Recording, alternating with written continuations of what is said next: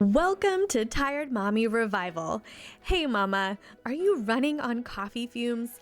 Feeling like brain fog, fatigue, and anxiety are running the show? Do you wake up dreading the day ahead, already overwhelmed by the endless to-do list and unsure how you'll make it through?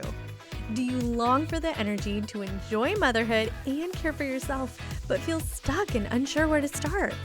Let me remind you of something life-changing. You were created for more energy, more clarity, more joy. Hi, I'm Jerusha, certified holistic wellness coach, wife and mom to 2 wild boys and 1 baby girl in heaven. I know the exhaustion you're feeling because I've been there, barely making it through the day, relying on coffee and chocolate to survive, and wondering why nothing I tried ever made me feel better. Then, God stepped in and revealed a powerful truth. A woman's body is beautifully and uniquely designed to thrive. When we align with how God created us, we can boost our energy, bust through fatigue, and step into the vibrant, joy-filled life He has for us. Mama, I'm living proof that it's possible. These days, I wake up refreshed, nourish my body with intention, and navigate the chaos of motherhood with patience and peace. Most days. And I want to help you do the same. If you're ready to swap exhaustion for energy, brain fog for clarity, and guilt for grace, you're in the right place. Each week, we'll dive into practical strategies, faith-filled truths, and empowering tools to renew your health, body, soul, and spirit. Are you ready for this? Let's do it, mama. Does anyone else have a back to routine hangover? At the end of July, I was getting so excited for school and for getting back to our routines. I thought, wow, this has been a great summer, but I am ready to get back to routine. It's going to feel like a breath of fresh air. And now, here we are, 4 to 6 weeks later, and honestly, I feel like I'm just riding the struggle bus to get with the program. I'm forgetting simple routines that are usually on autopilot, and for the life of me, I cannot remember to make the kids' lunches the night before, which leaves me scrambling in the morning like a crazy person. And I feel like a crazy person. That little voice creeps in. Why can't I just get it together? If you've been feeling a similar way, I want you to know you're not alone. And I believe you're not alone because moms voted for this episode. Thank you to everyone who recently chimed in through either email or social media to help me pick incoming topics. I absolutely love hearing from you, and I know that I'm serving you and supporting you in your journey. And just so you know, on my website, under the podcast tab, there's a place where you can always send me a written or a voice note. I love hearing how this podcast is impacting you, what you're struggling with, or your burning questions about health and wellness. We're in this together, mama, so share your voice. Okay, let's dive in because even though it might have seemed more appropriate to do a back to school episode earlier, I think this is actually the perfect timing. A month ago, I was feeling pumped and inspired, but now I'm feeling the drag of that back to school hangover, like I got hit by a school bus and just can't quite bounce back. In fact, recently I had a bit of a meltdown. Not quite a breakdown, but a meltdown feels accurate. You know those moments or sometimes weeks when you just feel run down, worn down, and discouraged? I wanted to shout to the world, I can't do it all. And as a beautiful friend reminded me, all women feel like this at some point. It's normal to feel like the weight of expectations on our shoulders is just too heavy. Honestly, how could anyone expect so much of us? We're not superhuman after all. But if I'm being honest, I am often the biggest contributor to my own expectations. I set really high standards for myself, and then I beat myself up when I can't do it all. That's why today we're going to talk about some practical steps you can take to reset, to take back control of your schedule, and to steward your family well in the midst of busyness. But before we get there, we need to have a heart to heart about the very real reality of burnout as moms. If you feel like you're constantly exhausted, running on fumes, snapping at the people you love most, forgetting simple things, or even struggling to find motivation for everyday tasks, then you might be experiencing burnout, or what I like to call mental fatigue. And mama, I want you to hear this. Those experiences are real and they're valid. This is a busy time of year. Back to school has its own whirlwind, and that's not even including church and sports and all the other things that just seem to pick up momentum this time of year. And truth be told, the holidays are right around the corner, and we know that life will only get busier. Yes, there are plenty of practical things we can do to make life run smoother, and we're going to get to those. But before we slip into that do more mentality, let's pause. Let's actually step back for a minute and talk about how to help you recover from mental fatigue first. Because once you're in a healthier place, once your mind is refreshed, then you can move forward in power and purpose. That's when you'll be able to manage the chaos with more grace. So let's talk about what it looks like to recover from mental fatigue. Step one is realize that doing more won't work. Your brain needs to recover before you can keep going. Look at your to-do list and your weekly schedule and clear as much as possible. Can you call out of something, even just for today? What can you put off until later? I know it feels like everything will pile up and be even worse later, but if you've truly hit a burnout moment, pushing through it will only come with consequences. You have to accept that you need some space. And when you give yourself permission to do that, you'll realize the world keeps moving, nothing falls apart, and there's way more grace for you than you imagined. Step two is to take care of yourself. Eating well and staying hydrated really matter. I know it's tempting to binge on comfort food, but fueling your body well will help you bounce back faster. Make yourself something you'll enjoy and that will also fuel you. Then give yourself permission to do something restorative. Turn off your phone, or at least put it on silent, and get outside for some fresh air and sunshine. Go for a walk, take the kids to the park, dig around in the garden, whatever feels life-giving to you. Fresh air is therapeutic to your brain, and the vitamin D from the sun really can lift your mood. If you can swing it, take a bath with some mineral salts or do something to pamper yourself and release tension in your muscles. And yes, even a workout can help relieve stress, but be careful. Don't push yourself too hard because while exercise normally helps your body manage stress, if your stress hormones are already through the roof, it can backfire. Here's an important note. The goal is not to fantasize self-care. It's so easy to think, I just need a month-long vacation. If I could just get away from all of this, then I'd feel so much better. Or maybe, well, a massage would be amazing, but I can't afford it or find the time. The problem is that when we fantasize about these grand gestures that are out of our reach in the moment, we make rest and recovery feel impossible.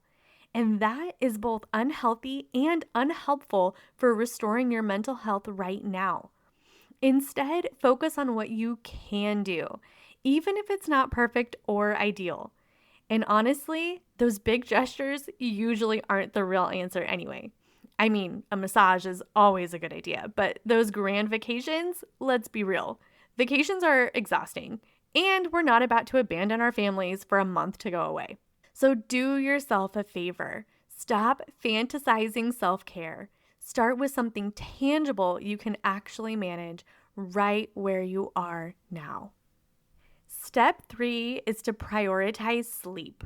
This one gets its own step because while your body can detox from a lot of different activities or methods, your brain can only detox when you sleep. Every time you think, process, or learn something new, your brain creates a little bit of toxic byproduct. And how does your brain clean up that mess? With sleep. But here's the problem: sleep can be one of the hardest things to prioritize as moms.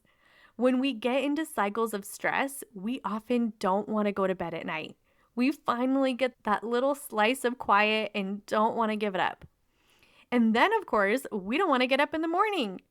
And trust me, I have been there 100% many, many times. The truth is, good sleep isn't just about the number of hours you're in bed. It's about the quality of your sleep. Quality means you're getting to bed at a healthy time, which varies per person and it varies depending on when you're waking up, but it's always absolutely before 11 p.m. Science says you will sleep infinitely better if you go to bed before 11 p.m. And if you're actually asleep by 11 p.m., it's even better. And actually getting restorative rest. And lastly, preferably waking up early or at least on time. Here's an example from my own life. Sometimes I've been tempted to think, I'll skip reading my Bible this morning because my brain needs more sleep. But the reality, if I stay in bed, I usually wake up feeling gloomy and heavy, almost like I'm sulking in my stressed out state. But when I choose to get up, open my Bible, and have even a few minutes of space to myself before the kids wake up, I feel so much more equipped, confident, and refreshed for the day ahead. Even when I feel like I'm dragging myself out of bed and I'm just not feeling it in the moment, it always pays off. I always feel better when I choose the good thing, which honestly, putting God first in my morning is just infinitely better. But listen, if you're not in a place to read your Bible in the mornings right now, that's okay. I totally get it. Being a mom is hard and we all go through different seasons. But in the very least, get up in time to help your kids get ready for school and give yourself a moment to reset. Even something as simple as a shower can make you feel like a brand new woman. Step 4 is get curious and compassionate. Once you've given yourself space to recover, cared for your body, and prioritize sleep, the next step is to get curious and compassionate. Why? Because if we don't take time to ask how we got here, we'll just end up right back at the same wall 6 months from now. Ask me how I know. I've hit that mental wall more times than I can count. In fact, for a while, I could practically map it out. It was happening like clockwork about every 6 months. But here's the good news.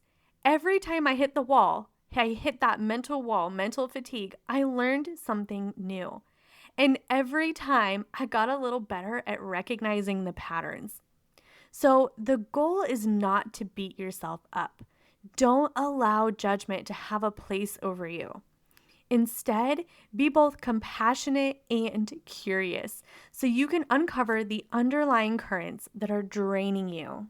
Here are some questions to ask yourself as you get curious. First, what have I committed to in my schedule, and why did I say yes? Really dig in and ask yourself, what's my motivation for saying yes to this? Do I truly value this commitment in my current season? Do I have the capacity to keep this commitment right now? And what are my core values in this season? Often our core values are good, but they may not be a fit for the season we're in. For example, you may deeply value leading a church group or running a business. Those are wonderful things.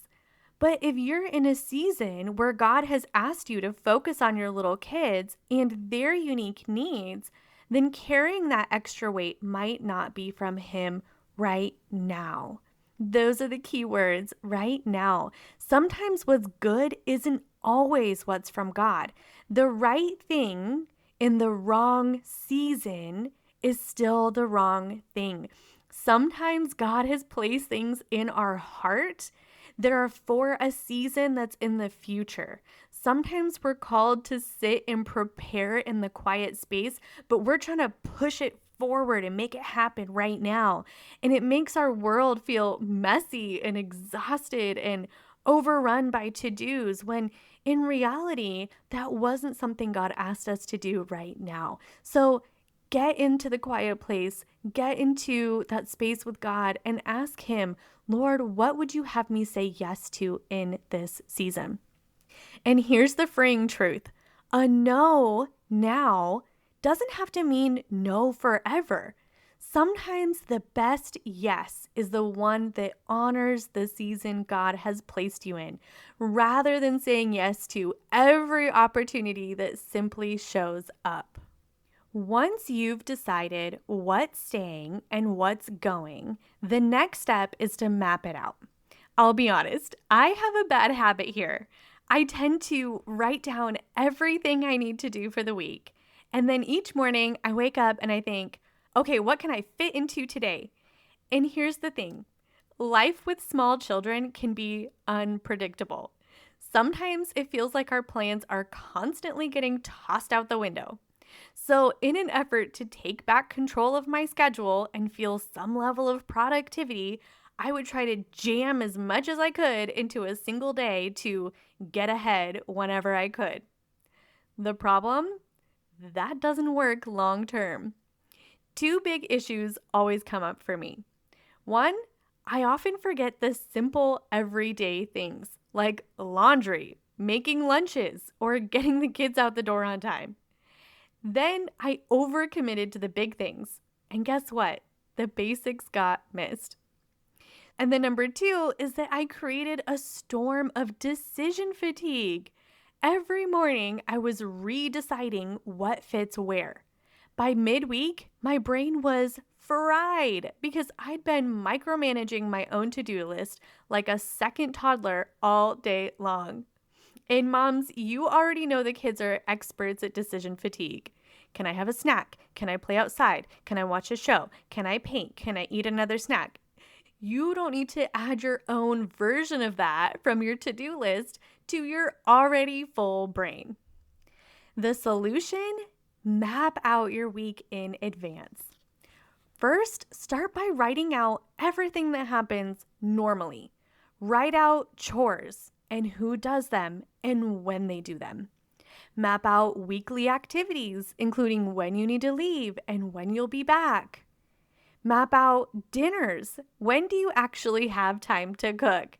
When will you actually go grocery shopping so that you have what you need when it's time to cook? Write down all of it and start putting it in a weekly schedule so that you can see the natural rhythms that are happening all the time. As you do this, don't book yourself down to the minute. We need wiggle room, especially with small kids. Life happens, meltdowns happen, lost shoes happen. Give yourself grace in the schedule. Here's the next piece. You'll create a schedule, and then you'll realize it's not always working, and that's okay. Take notes about it. At what point in the day are you consistently overbooking yourself? Where did you underestimate how long a task would take, and maybe you need to extend your time frame? When did you feel exhausted but kept pushing yourself instead of allowing space for rest? Use those notes to refine your schedule and adjust your expectations. This is how you can give yourself grace and slowly build a rhythm that actually works for your family. As a bonus tip, map out boundaries for the things that your kids ask about the most. I have managed to do this over the years, and it has made a huge, huge difference. This will eliminate a ton of decision fatigue and help your kids accept routines more peacefully over time. For example, in our home, my youngest gets a snack at 10 a.m. and 3 p.m. He knows those are the times, and he knows the options. At 10 a.m., it's healthy only: cheese, applesauce, yogurt, fruit, etc. At 3 p.m., he can pick from healthy snacks again, And if he wants candy, this is the one time of day it's available to him. For screen time, he gets 30 minutes a day. When it happens can vary, but when it's done, and he knows he'll have another chance the next day. This map it out method is powerful.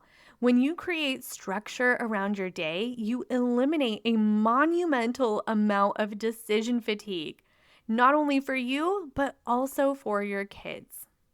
Mama, I hope you know that I am in this with you. I am sharing these tips because these are literally the things that I am working through now, or some of the things that I've learned over the years and adapted as I went.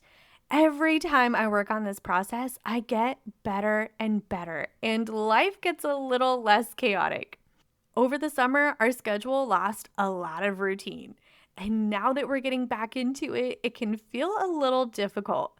But if we really narrow down what our day is supposed to look like and we just pre-decide in advance, it really clears up our mental space for so much more peace, both for us and for our family.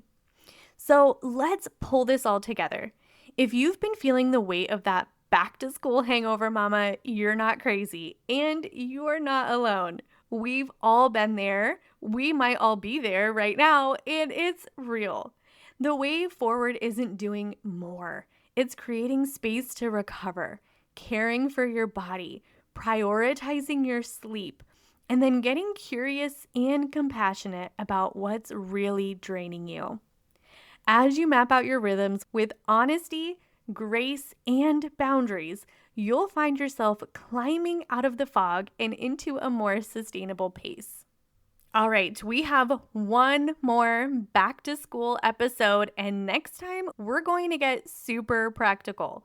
We'll talk about the nuts and bolts of managing dinner when you're barely home in the evenings, including crockpot hacks, freezer meal tricks, and redefining fast food so you're not relying on the drive-thru for 3 months straight. For now, just remember, you don't have to have it all together. You just need to take one small step at a time with grace for yourself and a willingness to keep learning what works in this season. Mama, if you feel like you need more one-on-one support, I am here for you.